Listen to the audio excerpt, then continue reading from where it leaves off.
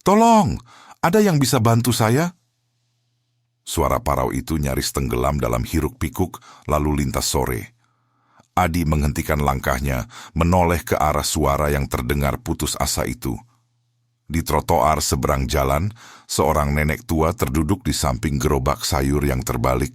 Sayuran berserakan di aspal, beberapa diterpa roda kendaraan yang lewat.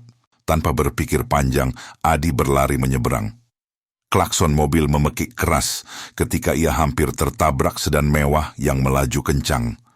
Pengemudi itu menurunkan kaca jendela, memaki dengan kasar sebelum melaju pergi. "Nenek, tidak apa-apa." Adi langsung berjongkok di samping perempuan tua itu. Wajahnya keriput dan pucat, napasnya tersengal-sengal. Kerudung batiknya melorot, memperlihatkan rambut putih yang tertata rapi. "Gerobakku, sayuranku." Sang nenek mencoba bangkit, tapi langsung meringis kesakitan. "Kakiku." Adi melihat pergelangan kaki nenek itu mulai membengkak. "Jangan bergerak dulu, Nek. Biar saya periksa." Jari-jarinya dengan hati-hati menyentuh area yang bengkak. Nenek itu menggigit bibir menahan sakit. Sepertinya terkilir. "Kita harus ke rumah sakit," kata Adi tegas. "Tidak, tidak." Nenek itu menggeleng kuat. "Tidak punya uang untuk rumah sakit. Sayuranku harus dijual. Itu semua uangku hari ini." Adi mengedarkan pandang. Sayuran berserakan di mana-mana. Kangkung, bayam, tomat yang sudah remuk, wortel yang berdebu. Beberapa orang berhenti sebentar untuk melihat, tapi kemudian berlalu begitu saja. Tidak ada yang mau peduli. "Saya akan bayar biaya rumah sakit, Nek," kata Adi, sambil mulai mengumpulkan sayuran yang masih bisa diselamatkan. "Yang penting kesehatan nenek dulu." "Anak muda, kamu tidak usah repot-repot. Aku hanya nenek tua miskin. Kamu pasti punya urusan sendiri." Adi tersenyum tipis. "Saya memang tidak punya banyak uang, Nek, tapi masih cukup untuk bantu nenek ke puskesmas." Sebenarnya ia sendiri sedang dalam kondisi keuangan yang sulit. 3 bulan lalu ia dipecat dari pekerjaan terakhirnya karena menolak memalsukan laporan keuangan perusahaan. Sejak itu, ia hanya mengandalkan pekerjaan serabutan, mengantarkan barang, menjadi tukang bangunan harian, apa saja yang bisa menghasilkan uang untuk makan dan membayar kontrakan sempit di gang kumuh. Tapi melihat nenek ini, Adi tahu ia harus membantu. Ibunya dulu selalu berpesan, "Kalau kamu melihat orang yang lebih kesusahan, bantu sebisamu. Rejeki itu berputar, Nak." Dengan hati-hati, Adi membantu nenek itu berdiri. Tubuh ringkih itu bertumpu padanya. "Gerobak dan sayurannya bagaimana?" tanya sang nenek cemas. "Saya akan kembalikan nanti, Nek. Sekarang kita ke puskesmas dulu." Perjalanan ke puskesmas terdekat memakan waktu 20 menit berjalan kaki. Nenek itu bersikeras, tidak mau naik ojek online karena sayang uang. Sepanjang jalan, ia terus meminta maaf dan mengkhawatirkan gerobaknya. "Namaku Adi, Nek." "Nenek siapa namanya?" tanya Adi mencoba mengalihkan perhatian nenek dari rasa sakit. "Panggil saja Nenek Sumi. Aku sudah 73 tahun, Nak. Suamiku sudah lama meninggal. Anak-anakku juga sudah tidak ada." "Nenek tinggal sendiri?" Nenek Sumi diam sejenak. "Aku punya cucu, tapi dia sudah lama tidak pulang. Mungkin sibuk dengan hidupnya sendiri di kota besar." Ada nada sedih dalam suaranya yang membuat Adi tidak berani bertanya lebih jauh. Di puskesmas, ruang tunggu dipenuhi pasien. Bau obat dan antiseptik menyengat hidung. Adi membantu Nenek Sumi mengisi formulir dan mengambil nomor antrian. Mereka menunggu hampir 2 jam sebelum dipanggil. Dokter muda yang memeriksa mengatakan pergelangan kaki Nenek Sumi memang terkilir cukup parah. Perlu dibalut dan istirahat total selama seminggu. Dokter juga memberikan obat pereda nyeri. Ketika sampai di kasir, Adi menguras dompetnya. Uang yang tersisa hanya cukup untuk makan 2 hari. Tapi ia tidak menyesal. "Terima kasih, Nak Adi. Tidak tahu harus balas bagaimana kebaikanmu," kata Nenek Sumi dengan mata berkaca-kaca ketika mereka keluar dari puskesmas. Langit sudah gelap, lampu jalan mulai menyala. Tidak usah dibalas, Nek. Sekarang saya antar nenek pulang. Tapi gerobakku, besok saya ambilkan. Sekarang nenek harus istirahat. Rumah nenek Sumi ternyata jauh di pinggiran kota. Mereka harus naik angkot 2 kali. Adi menggunakan sisa uangnya untuk ongkos. Rumah itu sangat sederhana. Dinding bambu anyaman dengan atap seng yang berkarat. Di depan ada halaman kecil dengan beberapa pot tanaman. Masuklah sebentar, Nak. Nenek buatkan teh, tawar nenek Sumi. Tidak usah repot, Nek. Saya harus pulang. Ayolah, sebentar saja. Nenek tidak enak hati kalau tidak bisa berbuat apa-apa untuk kebaikanmu. Adi tidak sampai hati menolak. Ia membantu nenek Sumi masuk ke dalam rumah. Interior rumah itu sangat sederhana. Lantai semen, dinding yang mengelupas, beberapa perabot tua. Tapi semuanya bersih dan tertata rapi. Di dinding, tergantung foto-foto lama dalam bingkai kayu. Nenek Sumi duduk di kursi kayu sambil menyuruh Adi duduk di kursi lain. Dengan susah payah, ia bangkit lagi menuju dapur kecil di belakang. Nenek istirahat saja, saya yang buatkan, kata Adi cepat-cepat. Tidak bisa, Nak. Kamu tamu. Saya bukan tamu biasa, Nek. Anggap saja saya cucu nenek. Kata-kata itu membuat nenek Sumi terdiam. Matanya berkaca-kaca lagi. Baik, kalau begitu. Air panas di termos kuning itu. Teh di toples kaca. Adi membuat 2 gelas teh manis. Ia juga menemukan beberapa kue kering dalam toples plastik dan membawanya ke ruang tamu. Ceritakan tentang dirimu, Nak, kata nenek Sumi sambil menyeruput teh perlahan. Adi menceritakan sedikit tentang hidupnya, bagaimana ia kehilangan pekerjaan, bagaimana ia berjuang mencari kerja sambilan, bagaimana ia harus berhemat untuk bertahan hidup, tapi ia bercerita dengan nada ringan tanpa mengeluh. Kamu anak yang baik, Adi. Pasti orang tuamu bangga padamu, kata nenek Sumi. Ibu saya sudah meninggal 5 tahun lalu. Bapak saya tidak tahu di mana. Kamu sendirian? Adi mengangguk. Sudah terbiasa, Nek. Mereka mengobrol lebih lama dari yang Adi rencanakan. Nenek Sumi bercerita tentang masa mudanya, tentang suaminya yang bekerja keras sebagai tukang kayu, tentang anak-anaknya yang meninggal dalam kecelakaan bertahun-tahun lalu. Sekarang cuma ada cucuku, Alia, tapi dia sudah bertahun-tahun tidak pulang. Terakhir dengar, dia bekerja di Jakarta. Nenek tidak tahu pasti dia kerja apa. Nenek tidak pernah hubungi dia, tidak punya telepon genggam, Nak, dan Alia juga tidak pernah kirim kabar. Ada kepahitan dalam suara nenek Sumi, tapi juga kerinduan yang mendalam. Ketika Adi pamit pulang, malam sudah larut.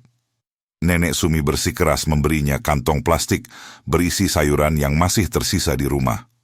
Untuk makanmu besok, Nak, ambil saja. Nenek sendiri bagaimana? Masih ada beras dan telur. Nenek bisa masak sendiri kok, meskipun kakinya sakit. Adi tidak tega membantah.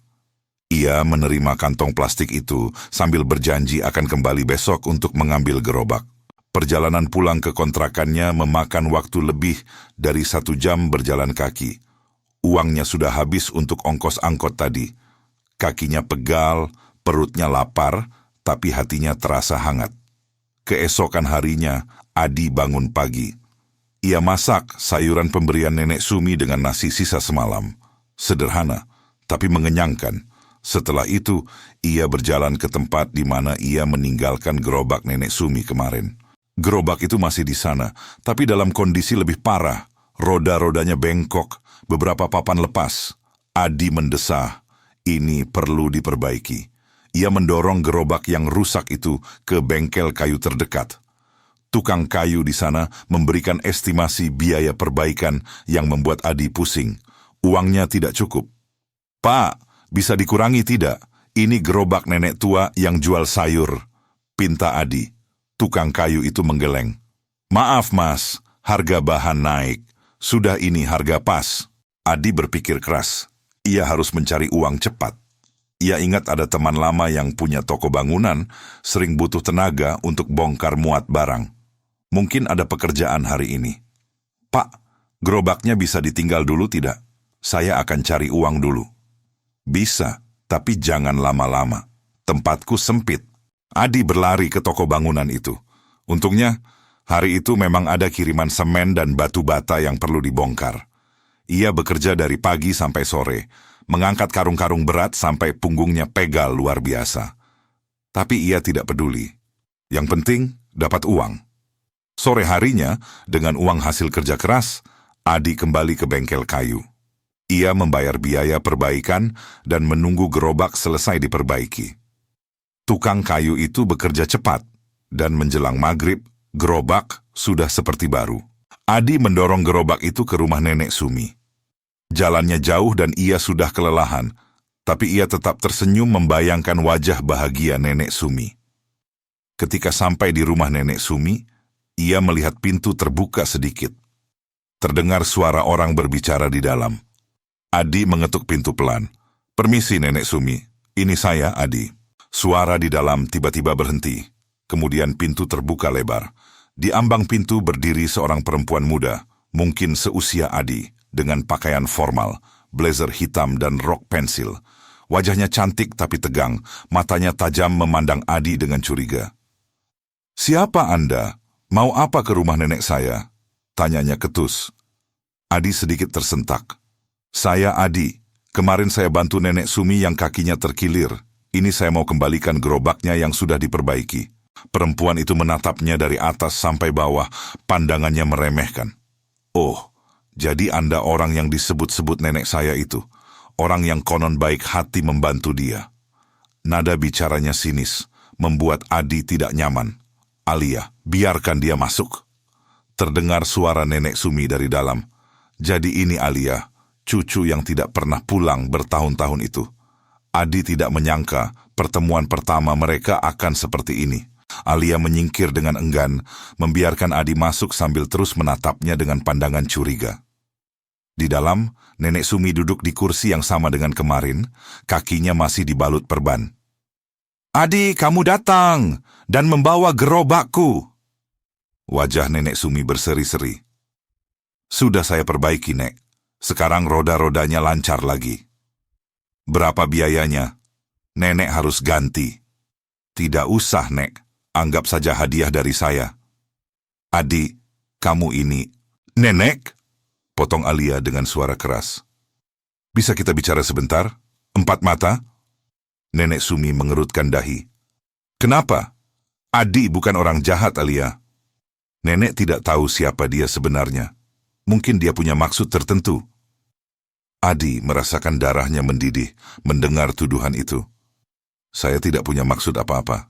Saya cuma ingin membantu." "Oh ya?" Alia melangkah mendekat, matanya menyipit. "Orang seperti Anda yang suka memanfaatkan orang tua, pura-pura baik, terus minta uang atau harta. Saya sudah sering lihat kasus seperti ini." "Alia, jaga bicaramu!" bentak Nenek Sumi. Suaranya keras, meskipun tubuhnya rapuh. "Adi anak baik. Dia sudah membantuku kemarin. Bayar biaya puskesmas pakai uangnya sendiri. Antarkan aku pulang. Sekarang perbaiki gerobakku. Kamu tidak boleh bicara seperti itu padanya." Nenek terlalu percaya sama orang asing. Orang seperti dia. Alia melirik ke pakaian lusuh Adi. Pasti butuh uang. Siapa tahu dia sudah tahu nenek punya cucu yang... "Yang apa?" potong Adi tajam. "Saya bahkan tidak tahu nenek punya cucu sampai kemarin malam. Dan saya juga tidak peduli cucunya kaya atau miskin.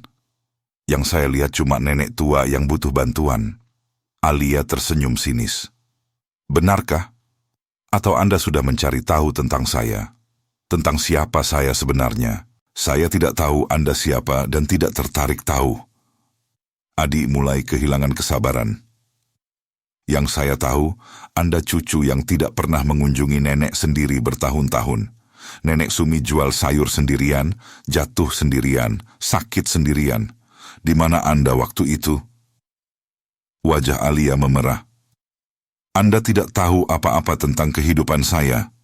Dan Anda juga tidak tahu apa-apa tentang saya. Tapi Anda sudah menuduh saya penipuan." "Sudah, cukup!" Nenek Sumi memukul lengan kursinya keras. "Kalian berdua diam!" Ruangan tiba-tiba hening. Hanya terdengar suara napas mereka yang memburu, Nenek Sumi memandang cucunya dengan tatapan kecewa.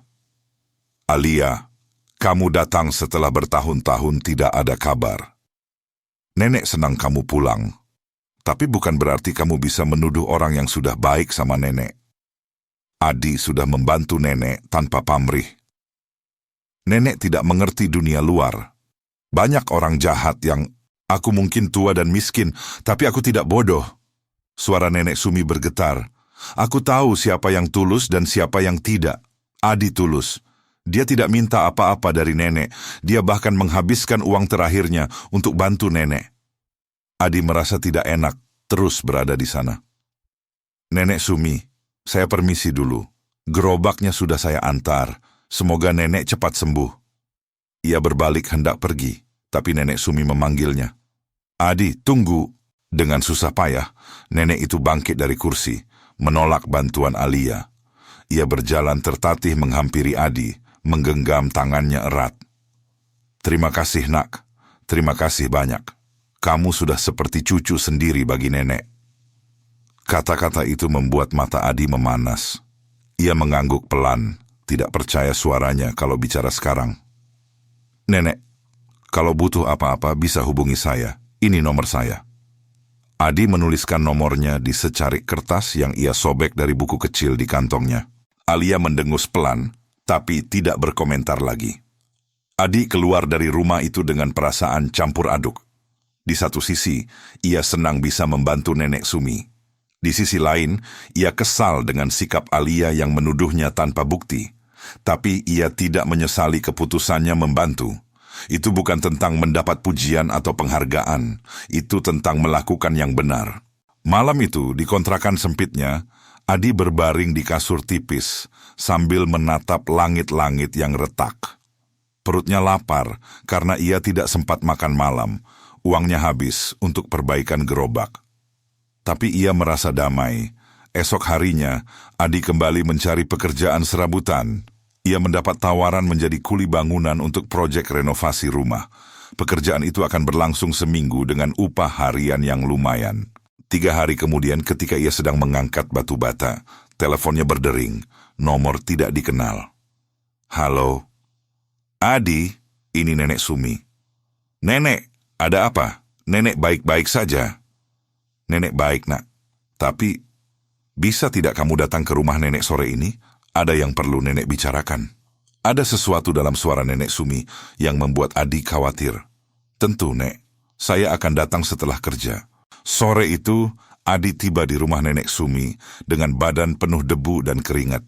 Ia mengetuk pintu, dan kali ini nenek Sumi sendiri yang membukakan, sudah bisa berjalan meski masih pincang sedikit. Masuk, nak. Nenek sudah masak. Kamu pasti belum makan. Adi hendak menolak, tapi aroma masakan dari dapur membuat perutnya berbunyi keras. Nenek Sumi tertawa. Lihat, perutmu sudah menjawab. Ayo, makan dulu. Mereka makan bersama. Nasi, sayur asem, ikan asin, dan tempe goreng. Sederhana tapi sangat lezat. Adi makan dengan lahap. Sudah lama ia tidak makan seenak ini. Setelah makan, Nenek Sumi menyeduh teh untuk mereka berdua. Ia duduk di seberang Adi dengan wajah serius. Adi, nenek mau minta maaf tentang sikap Alia kemarin. Tidak apa-apa, Nek. Saya mengerti dia khawatir sama nenek. Tapi caranya salah. Dia tidak boleh menuduhmu seperti itu. Nenek Sumi menghela napas panjang. Sebenarnya nenek mau cerita sesuatu tentang Alia. Adi mendengarkan dengan saksama. Alia itu cucuku satu-satunya. Orang tuanya meninggal dalam kecelakaan waktu dia masih kecil. Nenek yang membesarkannya. Waktu itu keadaan kami sangat sulit. Nenek jual sayur, kadang cuci baju orang, apa saja untuk bisa menyekolahkan Alia. Suara Nenek Sumi bergetar mengingat masa-masa sulit itu. Alia anak pintar. Dia selalu juara kelas. Tapi karena tidak ada biaya, dia hampir putus sekolah waktu mau masuk SMA. Untung ada beasiswa. Dia lulus dengan nilai bagus, terus dapat beasiswa lagi untuk kuliah di Jakarta. Sejak itu dia jarang pulang. Sibuk kuliah katanya. Nenek mengerti. Setelah lulus, dia dapat kerja. Tapi tetap jarang pulang. Kadang kirim uang, tapi tidak banyak. Nenek tidak tahu pasti dia kerja apa, di perusahaan apa. Nenek Sumi menatap gelas tehnya dengan tatapan kosong. Tahun-tahun berlalu. Alia makin jarang hubungi nenek. Terakhir pulang itu 5 tahun lalu, waktu lebaran. Setelah itu hilang begitu saja. Teleponnya sering tidak aktif. Nenek mengirim surat tapi tidak pernah dibalas. Nenek kangen, nak. Sangat kangen. Tapi nenek juga tidak mau jadi beban. Jadi nenek diam saja, berharap suatu hari Alia akan pulang. Air mata mengalir di pipi keriput nenek Sumi. Adi merasakan dadanya sesak melihat kesedihan yang begitu dalam. Kemarin, tiba-tiba Alia pulang, naik mobil mewah, pakai baju bagus. Ternyata selama ini dia sukses, jadi direktur di perusahaan besar di Jakarta. Kaya raya. Tapi dia tidak pernah cerita ke nenek. Tidak pernah ajak nenek pindah ke tempat yang lebih layak. Nenek masih tinggal di rumah tua ini, masih jualan sayur. Kenapa nenek tidak minta tolong sama dia? Tanya Adi pelan. Karena nenek tidak mau jadi beban. Dan karena nenek kecewa, nak. Bukan karena dia tidak kasih uang, tapi karena dia lupa dari mana dia berasal. Lupa sama nenek yang sudah besarkan dia dengan susah payah. Nenek Sumi mengusap air matanya. Kemarin Alia bilang dia akan pindahkan nenek ke Jakarta. Kasih rumah bagus, kasih semua yang nenek butuhkan. Tapi nenek lihat matanya, nak. Dia tidak melakukan itu karena sayang sama nenek. Dia melakukan itu karena merasa bersalah. Karena takut orang tahu dia cucu yang tidak peduli nenek sendiri. Adi terdiam. Ia tidak tahu harus berkata apa. Nenek panggil kamu ke sini karena mau minta tolong. Apa, Nek? Besok Alia akan bawa nenek ke Jakarta. Tapi sebelum pergi, nenek ingin kamu terima ini. Nenek Sumi mengulurkan sebuah amplop coklat tebal. Adi menggeleng cepat. Nenek, saya tidak bisa terima uang. Saya membantu nenek bukan karena mengharapkan imbalan. Ini bukan imbalan, nak. Ini, anggap saja hadiah dari nenek untuk cucu yang baik hati. Nenek tahu kamu kesusahan. Nenek tahu kamu tidak punya uang. Ambil ini, pakai untuk hidupmu. Tapi nenek sendiri, nenek sekarang akan tinggal sama Alia. Nenek tidak butuh uang ini. Yang nenek butuhkan sudah kamu kasih, kebaikan hati yang tulus. Jadi tolong, terima ini. Adi menatap amplop itu ragu-ragu. Ia tidak biasa menerima uang dari orang lain, apalagi dari orang yang sudah ia bantu. Kalau kamu tidak terima, nenek akan sedih, kata nenek Sumi dengan nada memohon. Akhirnya, dengan berat hati, Adi menerima amplop itu. Terima kasih, Kanek. Satu lagi, nak. Nenek mau minta maaf atas sikap Alia. Dia bukan anak jahat. Dia cuman terlalu lama hidup di dunia yang keras, sampai lupa bagaimana cara mempercayai kebaikan orang. Saya mengerti, Nek.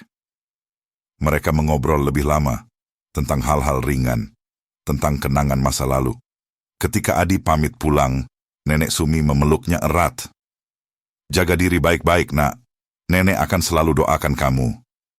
Nenek juga jaga kesehatan. Kalau butuh apa-apa, hubungi saya. Di perjalanan pulang, Adi membuka amplop itu. Matanya membulat melihat isinya. Ada 5 juta rupiah di dalam amplop, jumlah yang sangat besar untuknya sekarang. Air matanya hampir tumpah. Ini cukup untuk membayar kontrakan berbulan-bulan, cukup untuk makan, cukup untuk bertahan, sampai ia dapat pekerjaan tetap. Malam itu, Adi tidak bisa tidur. Ia terus memikirkan Nenek Sumi, tentang kesedihan di matanya, tentang kerinduan pada cucu yang telah sukses, tapi melupakan akarnya. Seminggu kemudian, Adi mendapat telepon dari nomor yang tidak ia kenal lagi. Halo, ini dengan Adi? Suara perempuan yang tegas, sedikit dingin. Ia mengenali suara itu, Alia. Ya, ini saya. Ada yang bisa saya bantu? Ini Alia, cucu Nenek Sumi. Kita perlu bertemu. Ada yang harus saya bicarakan dengan Anda. Nada bicaranya membuat Adi waspada. Bicarakan apa? Bertemu saja. Besok jam 2 siang di Cafe Mentari, Jalan Sudirman. Anda tahu tempatnya? Tahu, tapi sampai jumpa besok. Telepon terputus sebelum Adi sempat bertanya lebih lanjut. Keesokan harinya, Adi datang ke kafe yang disebutkan Alia. Kafe itu mewah, dengan interior modern dan harga menu yang membuat Adi bergidik. Ia merasa tidak pada tempatnya dengan pakaian seadanya. Alia sudah duduk di sudut kafe, di meja dekat jendela. Ia mengenakan dress hitam elegan, rambut terurai rapi, makeup sempurna. Di hadapannya ada laptop dan beberapa dokumen. Adi menghampirinya dengan perasaan tidak enak. "Duduk," kata Alia tanpa basa-basi, menunjuk kursi di hadapannya. Adi duduk dengan canggung. "Nenek Sumi baik-baik saja?" "Dia baik. Sekarang tinggal di apartemen saya di Jakarta. Punya kamar sendiri, pembantu, semua fasilitas lengkap." "Syukurlah." Alia menatapnya tajam. "Langsung saja. Saya tahu nenek saya memberi Anda uang sebelum kami berangkat ke Jakarta." Adi menegang. "Ya, nenek Sumi memberi saya amplop. Tapi itu 5 juta rupiah, benar?" "Benar." "Dan Anda terima begitu saja?" Nada menuduh dalam suaranya membuat Adi marah. "Saya terima karena nenek Sumi memaksa. Saya sudah menolak berkali-kali, tapi Anda tetap terima," potong Alia.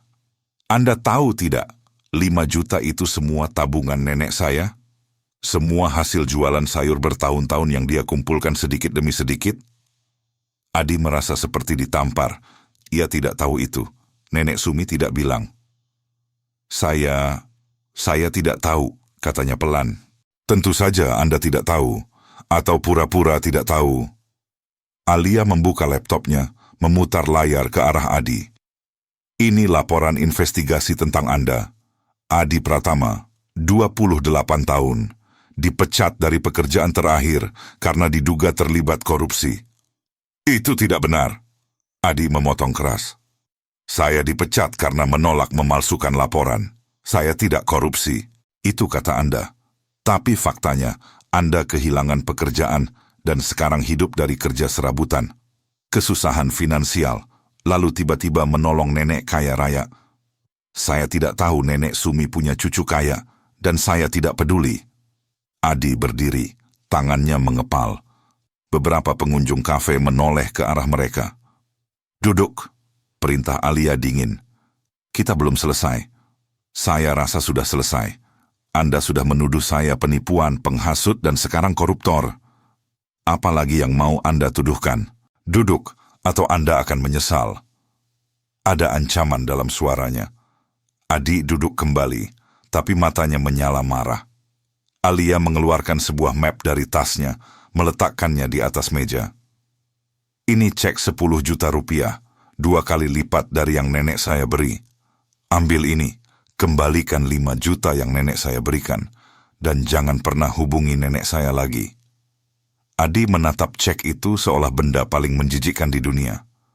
"Anda pikir saya bisa dibeli?" "Semua orang bisa dibeli. Cuma masalah harga." "Saya bukan semua orang." "Jangan munafik. Anda butuh uang. Saya memberi uang. Transaksi sederhana." "Ini bukan transaksi." Adi memukul meja, membuat cangkir kopi Alia bergetar.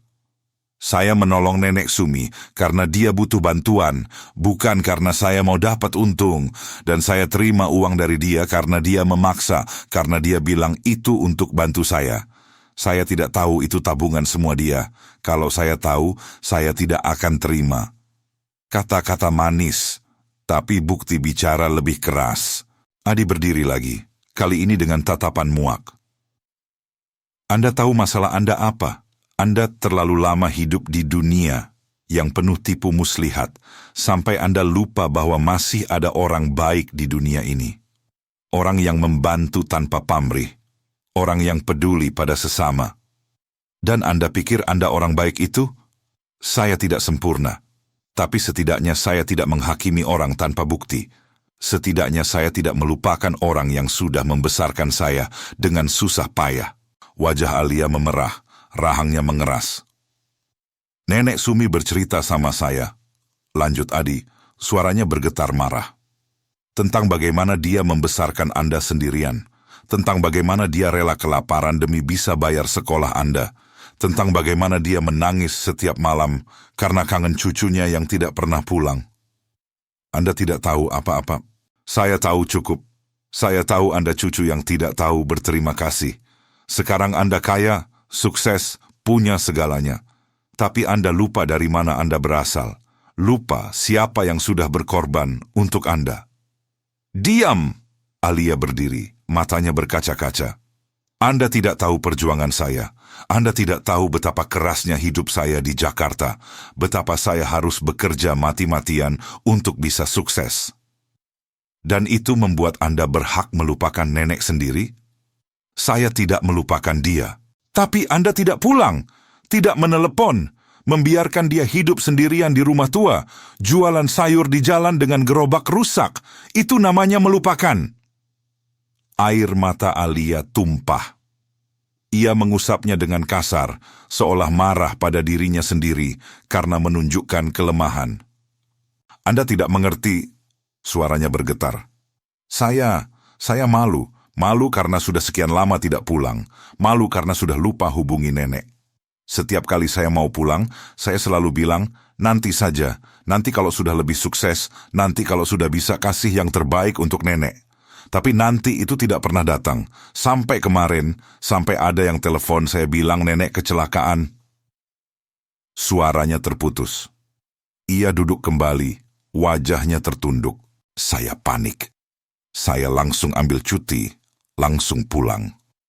Dan ketika saya sampai, ketika saya lihat nenek tinggal di rumah itu, masih jualan sayur, masih hidup susah, saya merasa seperti sampah. Cucu paling brengsek di dunia.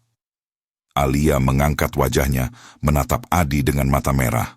Lalu saya dengar tentang Anda, orang asing yang menolong nenek, yang bayar biaya pengobatan, yang antarkan nenek pulang, yang perbaiki gerobak. Semua yang seharusnya saya lakukan sebagai cucunya, dan itu membuat saya makin merasa bersalah, makin merasa tidak berguna. Jadi Anda salahkan saya? Tuduh saya penipu untuk menutupi rasa bersalah Anda sendiri. Alia terdiam. Ia menatap cek di atas meja, lalu ke arah Adi. Anda benar, katanya pelan. Saya salah. Saya menuduh Anda tanpa bukti. Saya kasar pada Anda. Semua karena saya tidak bisa terima kenyataan bahwa orang asing lebih peduli pada nenek saya daripada saya sendiri. Adi tidak menyangka akan mendengar pengakuan ini. Ia duduk kembali perlahan. Maaf, kata Alia, kali ini dengan tulus. Maaf atas semua tuduhan saya. Maaf atas sikap saya. Anda benar-benar orang baik. Dan saya benar-benar cucu yang buruk. Anda bukan cucu yang buruk, kata Adi setelah diam sejenak. Anda cuma tersesat, terlalu fokus pada tujuan sampai lupa jalan pulang. Alia tersenyum pahit. Filosofis sekali. Tapi benar kan? Mereka terdiam. Suasana kafe tiba-tiba terasa lebih tenang. Musik lembut mengalun di latar belakang. Nenek Sumi sangat bangga pada Anda. Tahu itu, kata Adi. Meskipun dia kecewa Anda jarang pulang, tapi dia selalu cerita tentang Anda dengan mata berbinar. Tentang betapa pintarnya Anda, betapa kerasnya usaha Anda. Dia bangga, meskipun dia tidak pernah bilang langsung ke Anda. Air mata Alia mengalir lagi. Kenapa dia tidak bilang? Mungkin karena dia tidak mau membebani Anda. Atau mungkin karena dia pikir Anda sudah tahu. Saya tidak tahu. Saya pikir nenek marah sama saya. Dia tidak marah, dia cuma kangen. Alia menangis terisak-isak, menutupi wajahnya dengan kedua tangan. Beberapa pengunjung kafe menatap mereka dengan tatapan penasaran, tapi Adi tidak peduli. Setelah beberapa saat, Alia menarik napas dalam, mengusap air matanya. Terima kasih, katanya pelan. Terima kasih sudah menolong nenek saya. Terima kasih sudah ada untuknya ketika saya tidak ada. Sama-sama, saya senang bisa membantu. Alia menatap cek di atas meja. Tentang ini, saya tidak butuh itu. Dan saya akan kembalikan 5 juta yang nenek Sumi kasih. Saya baru tahu itu tabungan dia. Saya tidak bisa terima. Tidak, kata Alia cepat. Jangan kembalikan. Nenek saya kasih itu karena dia mau. Karena dia sayang sama Anda. Kalau Anda kembalikan, dia akan sedih. Dan Alia mendorong cek itu ke arah Adi. Ambil ini juga. Anggap ini terima kasih dari saya. Bukan untuk membeli kebaikan Anda, tapi sebagai rasa terima kasih yang tulus. Saya tidak bisa. Tolong, potong Alia. Biarkan saya menebus kesalahan saya dengan cara ini. Saya tahu ini tidak cukup, tapi setidaknya biarkan saya melakukan sesuatu. Adi menatap cek itu ragu-ragu. 10 juta rupiah. Uang yang sangat besar untuknya. Dengan uang itu, ia bisa bertahan hidup berbulan-bulan, bisa bayar kontrakan, bahkan mungkin bisa mulai usaha kecil-kecilan. Tapi menerima uang ini terasa salah. Saya tahu Anda ragu, kata Alia. Tapi percayalah, ini bukan uang suap. Ini bukan harga kebaikan Anda. Ini cuma terima kasih. Dari cucu yang menyesal. Dari orang yang menyadari betapa berharganya kebaikan tulus di dunia yang penuh kepalsuan ini. Adi menatap mata Alia. Kali ini ia melihat ketulusan di sana. Bukan arogansi, bukan kecurigaan, tapi ketulusan yang terluka. Perlahan, ia mengulurkan tangan, mengambil cek itu. Terima kasih, katanya pelan. Alia tersenyum, kali ini senyum yang tulus. Sama-sama. Mereka mengobrol lebih lama, kali ini dengan suasana yang jauh lebih santai. Alia bercerita tentang hidupnya di Jakarta, tentang pekerjaannya sebagai direktur di perusahaan properti besar, tentang betapa kerasnya persaingan di dunia bisnis. Kadang saya lupa siapa saya sebenarnya, katanya. Terlalu sibuk mengejar target, mengejar profit, mengejar kesuksesan. Sampai saya lupa hal-hal yang paling penting, keluarga, kemanusiaan, ketulusan. Tidak pernah terlambat untuk mengingat kembali, kata Adi. Anda benar, dan saya akan mulai dari sekarang. Saya akan lebih sering pulang, akan lebih peduli pada nenek, akan... Kata-katanya terhenti ketika telepon Alia berdering keras. Ia melirik layar, wajahnya berubah tegang. Maaf, ini penting. Saya harus angkat. Ia mengangkat telepon, mendengarkan sejenak, lalu wajahnya berubah pucat. Apa? Kapan? Bagaimana bisa? Suaranya panik. Baik, saya segera ke sana. Alia menutup telepon dengan tangan gemetar. Ia menatap Adi dengan wajah syok. Nenek saya pingsan. Sekarang di rumah sakit. Kondisinya kritis. Adi langsung berdiri. Rumah sakit mana? Ayo kita ke sana. Mereka berlari keluar kafe menuju mobil Alia, sedan mewah berwarna hitam metalik.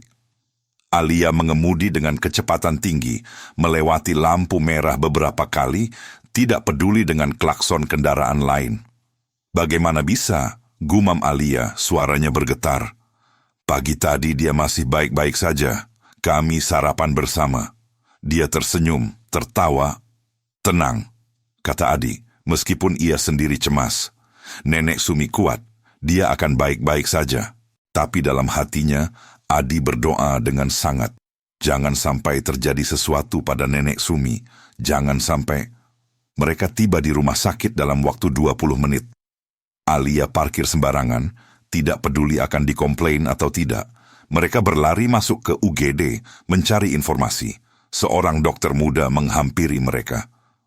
Keluarga dari Nyonya Sumi? Saya cucunya, kata Alia cepat. Bagaimana kondisi nenek saya? Dokter itu tampak ragu. Bisakah kita bicara di tempat yang lebih privat? Alia dan Adi mengikuti dokter itu ke ruangan kecil di samping UGD. Jantung Adi berdegup kencang. Ia merasakan firasat buruk. Dokter itu duduk, mempersilahkan mereka duduk juga. Wajahnya serius, penuh empati. Nyonya Sumi mengalami serangan jantung mendadak. Kami sudah melakukan semua yang kami bisa, tapi... Tapi apa? Suara Alia nyaris berteriak. Kondisinya sangat kritis. Jantungnya lemah. Ada sumbatan di beberapa pembuluh darah. Beliau butuh operasi segera, tapi usia beliau sudah 73 tahun. Risiko operasinya sangat tinggi. Lakukan operasinya, perintah Alia. Apapun risikonya, lakukan. Bahkan dengan operasi, kemungkinan berhasilnya hanya 50% dan ada kemungkinan beliau tidak kuat menjalani operasi. Tapi tanpa operasi dia pasti meninggal, kan? Tanya Adi, suaranya serak. Dokter itu mengangguk perlahan. Tanpa operasi, kami hanya bisa membuat beliau senyaman mungkin di hari-hari terakhirnya. Alia menutup mulutnya, air mata mengalir deras. Tidak, ini tidak mungkin. Adi merangkul bahunya, mencoba memberi kekuatan meskipun ia sendiri hancur mendengar kabar ini. Saya mau lihat nenek saya, kata Alia dengan suara bergetar. Tentu, ikut saya. Mereka mengikuti dokter itu ke ruang ICU. Di balik kaca, mereka melihat nenek Sumi terbaring di ranjang rumah sakit, terhubung dengan berbagai alat medis. Wajahnya pucat, napasnya terbantu mesin. Alia menangis terisak-isak melihat pemandangan itu. Adi merasakan dadanya sesak, napasnya tercekat. Nenek, bisik Alia. Maafkan saya. Seorang perawat keluar dari ruang ICU, menghampiri mereka. Nyonya Sumi sempat sadar sebentar tadi. Beliau menyebut nama seseorang. Adi, apakah ada yang bernama Adi di sini? Adi melangkah maju. Saya Adi. Beliau minta bertemu dengan Anda, tapi kondisinya sangat lemah, hanya beberapa menit. Alia menatap Adi. Masuklah, nenek mau bicara sama kamu. Dengan kaki gemetar, Adi masuk ke ruang ICU. Bau antiseptik dan obat-obatan menyeruak. Suara mesin pendeteksi jantung berbunyi teratur tapi lemah. Ia menghampiri ranjang nenek Sumi, menggenggam tangan keriput yang terasa dingin itu. Nenek, ini saya, Adi. Kelopak mata nenek Sumi bergetar, perlahan terbuka. Matanya yang biasanya berbinar kini terlihat redup, tapi ketika melihat Adi, ada sedikit cahaya di sana. Adi, suaranya sangat pelan, nyaris tidak terdengar. Saya di sini, Nek. Nenek harus kuat, harus sembuh. Nenek Sumi tersenyum tipis. Nenek, sudah tua, Nak. Sudah waktunya. Jangan bicara seperti itu. Dengarkan nenek. Tangannya menggenggam tangan Adi dengan kekuatan yang mengejutkan. Alia, cucuku, dia anak baik, cuma tersesat. Tolong jaga dia. Nenek sendiri yang harus jaga dia.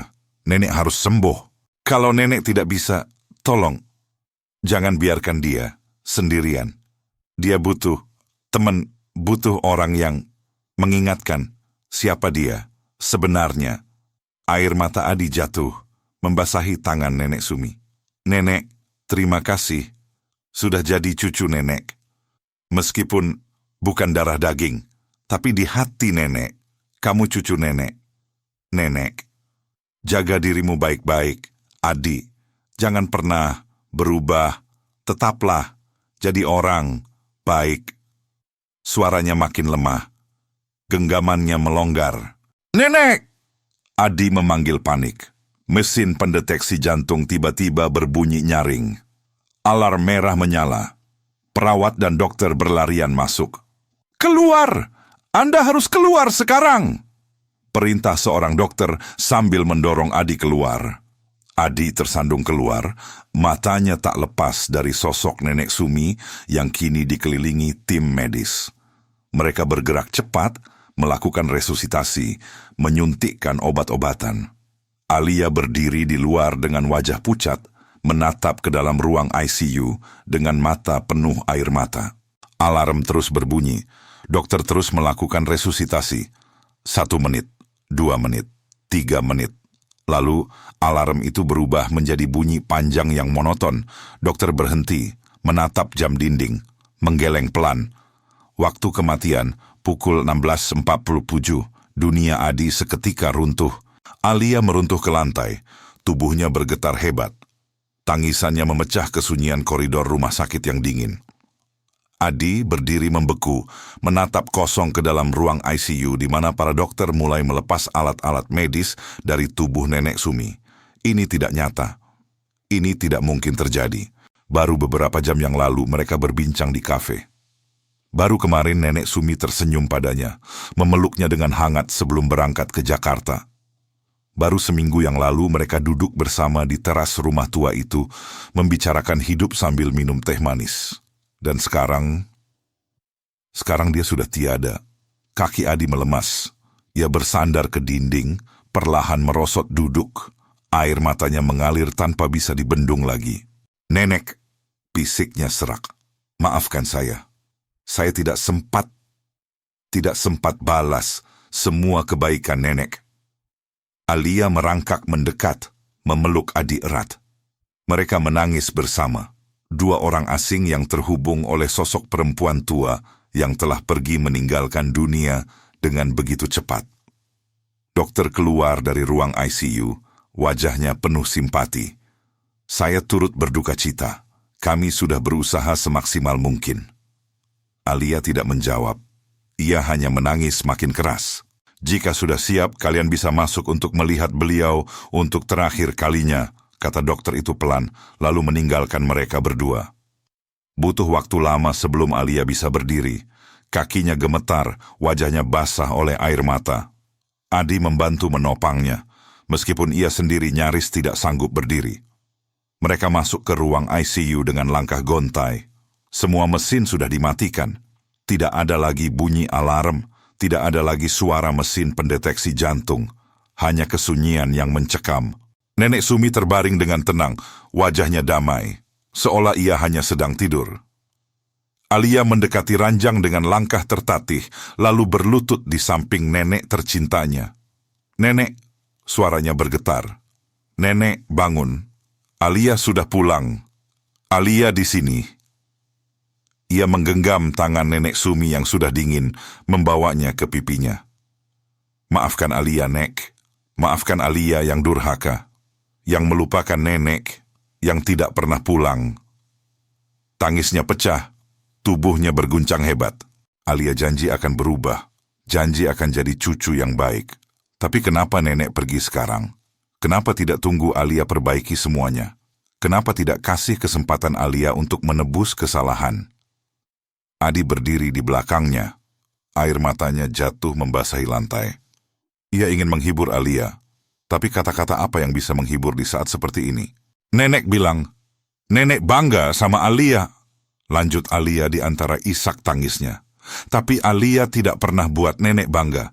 Alia cuma buat Nenek sedih, kecewa, kesepian." Ia meletakkan kepalanya di dada Nenek Sumi yang sudah tidak bergerak lagi. "Alia sayang Nenek. Alia sayang Nenek. Maafkan Alia." Mereka tinggal di sana cukup lama. Perawat tidak mengganggu, membiarkan mereka berduka. Baru setelah hampir 1 jam, Alia perlahan bangkit. Wajahnya sembab, matanya merah dan bengkak. "Kita harus urus pemakaman," katanya dengan suara datar, seolah semua emosinya sudah terkuras habis. Adi mengangguk. "Saya akan bantu. Terima kasih."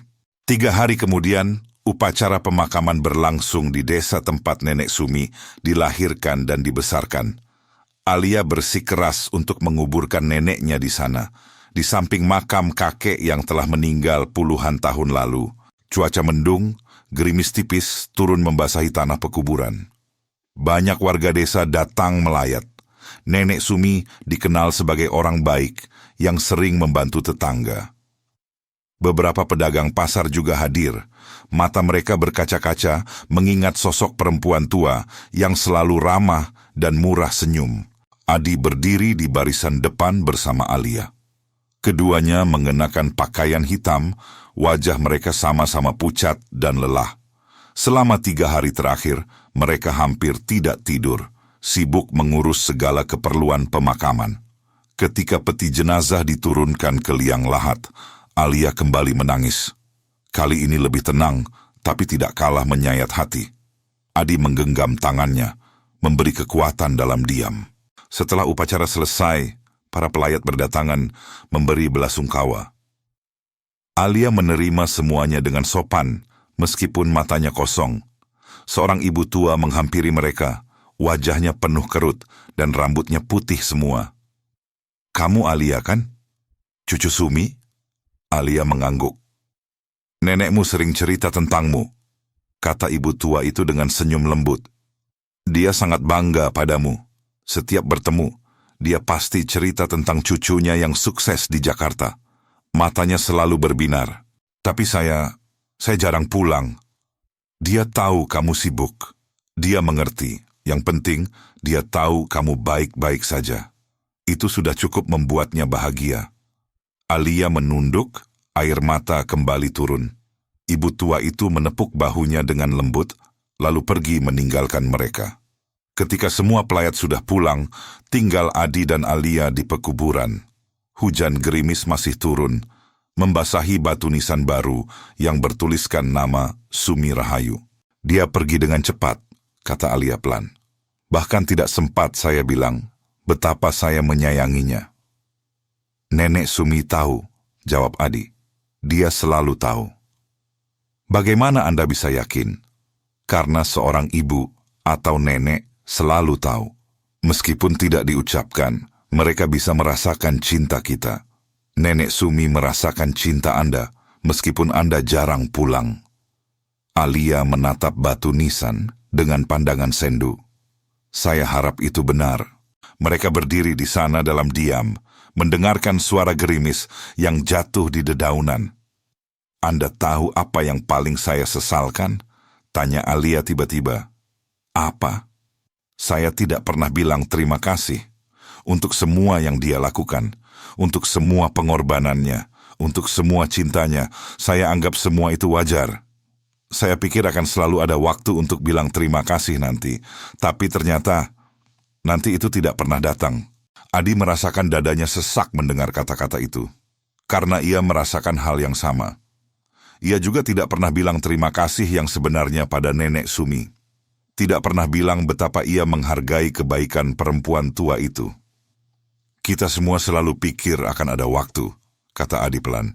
Waktu untuk berterima kasih, waktu untuk minta maaf, waktu untuk bilang sayang. Tapi hidup tidak pernah beri jaminan waktu. Kadang waktu itu habis tanpa kita sadari.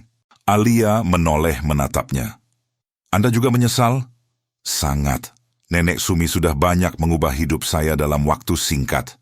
Dia mengajarkan saya tentang ketulusan, tentang kebaikan tanpa pamrih, tentang cinta yang sederhana tapi tulus. Dan saya tidak sempat bilang betapa berharganya pelajaran itu. Mereka terdiam lagi. Hujan mulai reda, langit perlahan cerah. Dia menitipkan Anda pada saya, kata Adi kemudian. Sebelum dia pergi, dia minta saya jaga Anda. Minta saya tidak biarkan Anda sendirian. Alia tersenyum pahit. Bahkan di saat-saat terakhir, dia masih memikirkan saya. Bukan dirinya sendiri. Karena dia nenek Anda, itu yang dilakukan nenek. Air mata Alia jatuh lagi, tapi kali ini ia tidak terisak, hanya membiarkan air mata mengalir dalam diam. Saya akan jaga Anda, lanjut Adi. Bukan karena nenek minta, tapi karena saya tahu. Kita berdua kehilangan seseorang yang sangat berharga, dan kita perlu saling menguatkan. Alia menatapnya dengan mata berkaca-kaca. Kenapa Anda sebaik ini? Anda bahkan baru kenal kami beberapa hari. Karena nenek Sumi mengajarkan saya bahwa waktu tidak menentukan kedalaman hubungan. Yang penting adalah ketulusan. Dan saya tulus ingin membantu Anda, seperti nenek Sumi tulus membantu saya. Alia mengulurkan tangan, menggenggam tangan Adi erat. Terima kasih. Terima kasih sudah ada untuk nenek saya. Terima kasih sudah ada untuk saya. Mereka berdiri di sana sampai matahari mulai terbenam, meninggalkan cahaya jingga di langit. Lalu perlahan, mereka berjalan meninggalkan pekuburan, meninggalkan nenek Sumi untuk beristirahat dengan tenang. 2 minggu kemudian, Adi duduk di teras rumah tuanya, rumah yang dulu ditempati nenek Sumi. Alia memutuskan untuk tidak menjual rumah itu. Sebaliknya, ia merenovasi rumah tersebut agar lebih layak huni, lalu meminta Adi untuk tinggal di sana.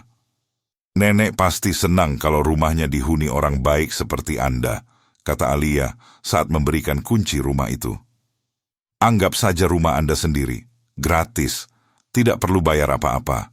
Adi awalnya menolak, tapi Alia bersikeras. Tolong, biarkan saya melakukan ini. Biarkan saya menghormati permintaan terakhir nenek. Akhirnya Adi menerima.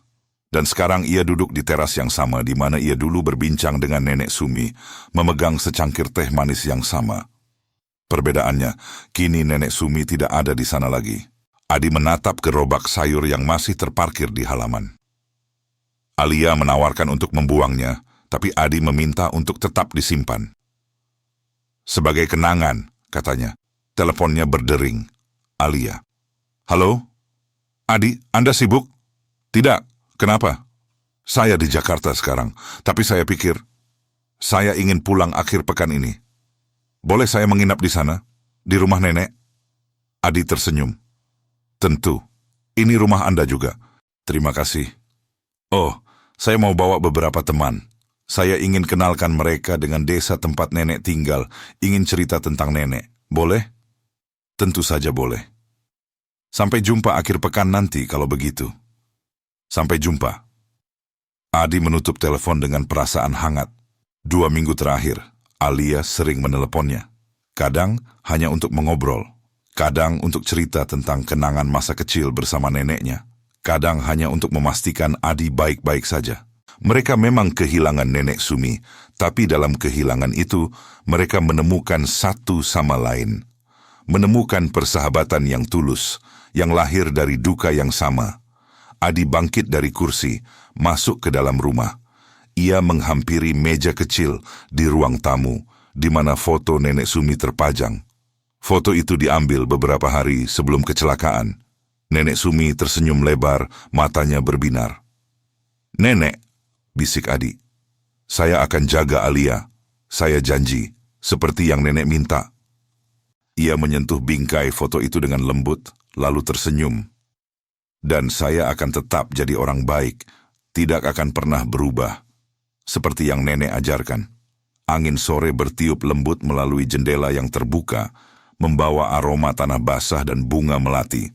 Adi menutup mata, merasakan kehadiran nenek Sumi di sekitarnya, bukan secara fisik, tapi dalam kehangatan yang tersisa, dalam kenangan yang terus hidup, dalam pelajaran yang akan selalu ia bawa. 3 bulan kemudian, Adi mendapat pekerjaan baru di kantor kecil di kota. Tidak besar, tidak bergaji tinggi, tapi pekerjaan yang jujur dan terhormat. Ia bekerja sebagai admin di perusahaan logistik, mengurus dokumen dan administrasi. Setiap akhir pekan, Alia pulang ke desa. Kadang sendirian, kadang membawa teman-teman atau rekan kerjanya. Ia mulai merintis yayasan sosial untuk membantu orang tua yang hidup sendirian. Sebuah dedikasi untuk mengenang neneknya. Saya tidak ingin ada nenek atau kakek lain yang harus hidup kesepian seperti nenek saya, kata Alia suatu sore ketika mereka duduk di teras. Saya ingin memastikan mereka punya teman, punya yang peduli, punya yang mengingatkan bahwa mereka tidak sendirian. Adi tersenyum mendengarnya. Nenek Sumi pasti bangga. Saya harap begitu. Yayasan itu tumbuh dengan cepat. Alia menggunakan sebagian kekayaannya untuk mendanai program-program sosial, mengunjungi panti jompo, memberikan bantuan finansial untuk lansia kurang mampu, mengadakan acara rekreasi untuk orang tua. Adi sering membantu sebagai relawan. Ia senang bertemu dengan para lansia, mendengarkan cerita mereka, membuat mereka tersenyum. Setiap kali ia melakukannya, ia merasa dekat dengan nenek Sumi. Suatu hari, ketika mereka sedang mengunjungi panti jompo, seorang kakek tua menarik tangan Adi. Terima kasih, nak, kata kakek itu dengan mata berkaca-kaca. Terima kasih sudah datang. Sudah lama sekali tidak ada yang datang lihat saya. Adi menggenggam tangan kakek itu dengan lembut. Sama-sama, Pak. Saya senang bisa datang.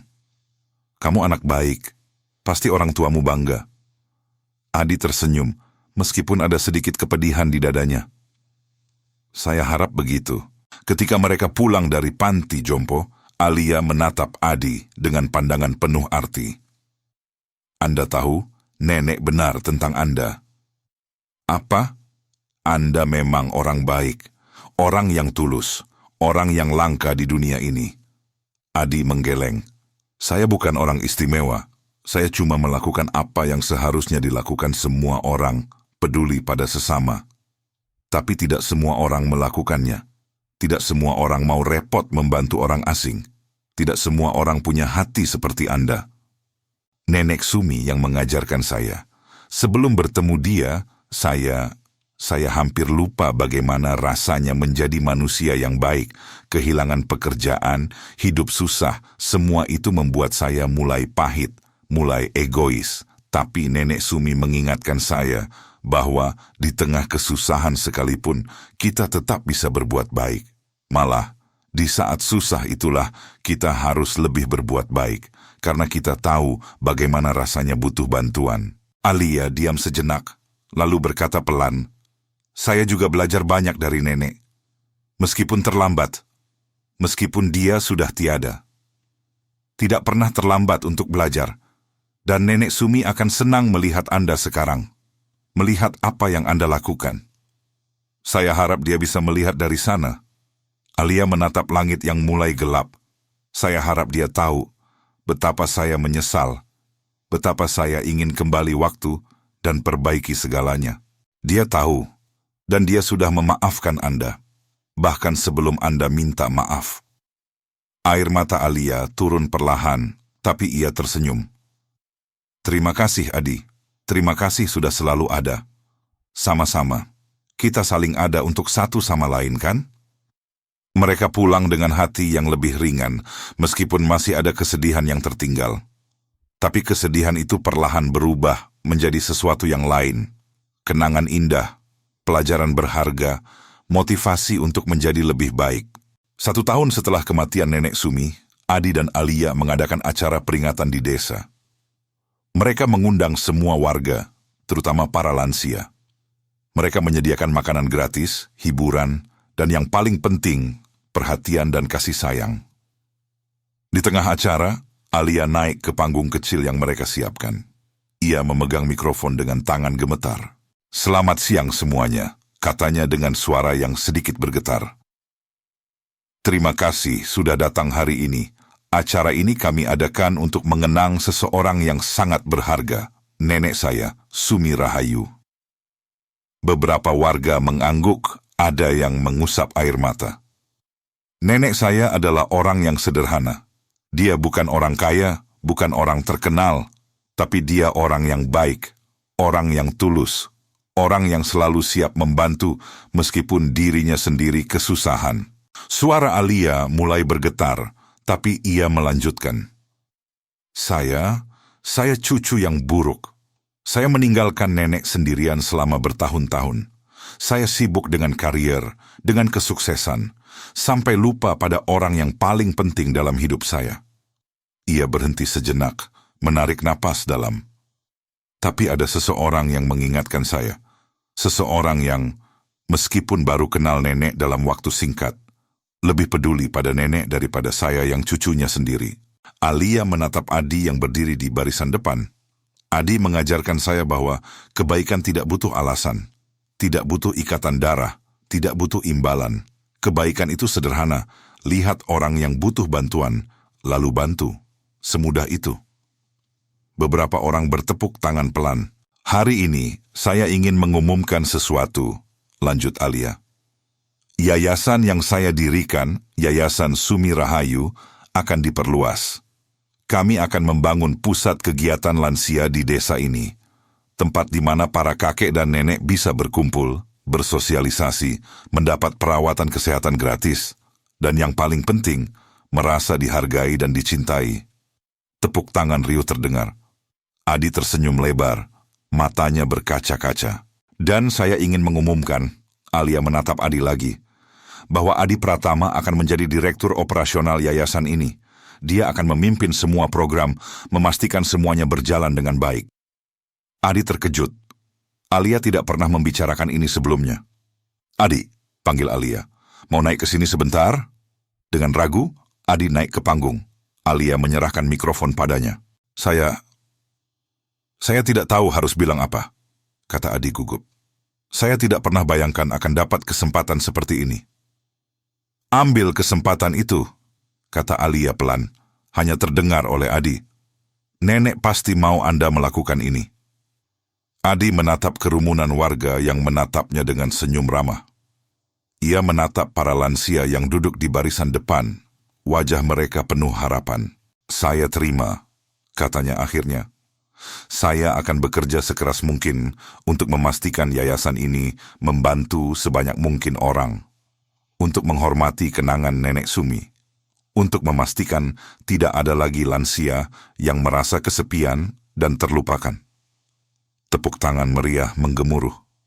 Adi merasakan air matanya jatuh, tapi kali ini bukan air mata kesedihan.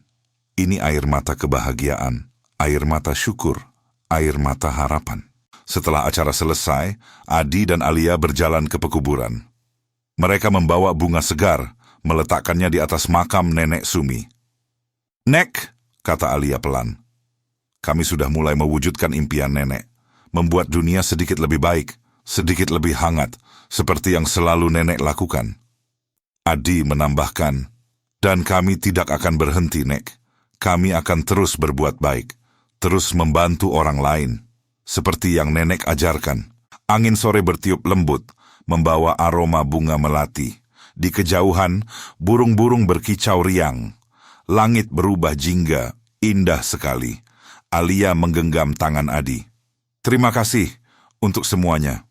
"Sama-sama. Terima kasih juga sudah memberi saya kesempatan untuk melanjutkan warisan Nenek Sumi." Mereka berdiri di sana sampai matahari terbenam sepenuhnya, meninggalkan langit penuh bintang. Lalu perlahan, mereka berjalan pulang, bukan lagi sebagai orang asing, bukan lagi sebagai dua orang yang terhubung hanya karena Nenek Sumi, tapi sebagai keluarga. Keluarga yang dipilih, bukan karena darah, tapi karena cinta dan pengertian yang tulus. Di rumah tua yang sudah direnovasi itu, mereka duduk di teras sambil minum teh manis. Kebiasaan yang dulu dilakukan bersama Nenek Sumi. Gerobak sayur masih terparkir di halaman, sekarang dicat ulang dan dijadikan pot bunga yang indah. "Anda tahu," kata Alia sambil menatap gerobak itu, "kadang saya merasa Nenek masih di sini, masih mengawasi kita." "Mungkin memang begitu," jawab Adi. "Mungkin dia senang melihat kita sekarang. Saya harap dia bangga. Dia pasti bangga." Mereka tersenyum, menatap langit malam yang penuh bintang. Di suatu tempat di sana, mereka yakin Nenek Sumi sedang tersenyum juga. Tersenyum melihat cucunya yang dulu tersesat kini menemukan jalan pulang. Tersenyum melihat orang baik yang ia tolong kini mendapat kehidupan yang lebih baik. Tersenyum karena kebaikannya tidak berhenti pada dirinya, tapi berlanjut melalui orang-orang yang ia sentuh. Kehidupan Nenek Sumi mungkin sederhana, tapi dampaknya luar biasa. Ia mengubah dua kehidupan, Adi dan Alia, dan melalui mereka, ia akan mengubah ratusan bahkan ribuan kehidupan lainnya. Karena itulah kekuatan kebaikan sejati. Ia tidak pernah mati. Ia terus hidup, terus menyebar, terus menyentuh hati, terus mengubah dunia, satu orang pada satu waktu. Dan malam itu, di teras rumah tua yang penuh kenangan, Adi dan Alia duduk dalam keheningan yang nyaman, masing-masing memikirkan perjalanan mereka.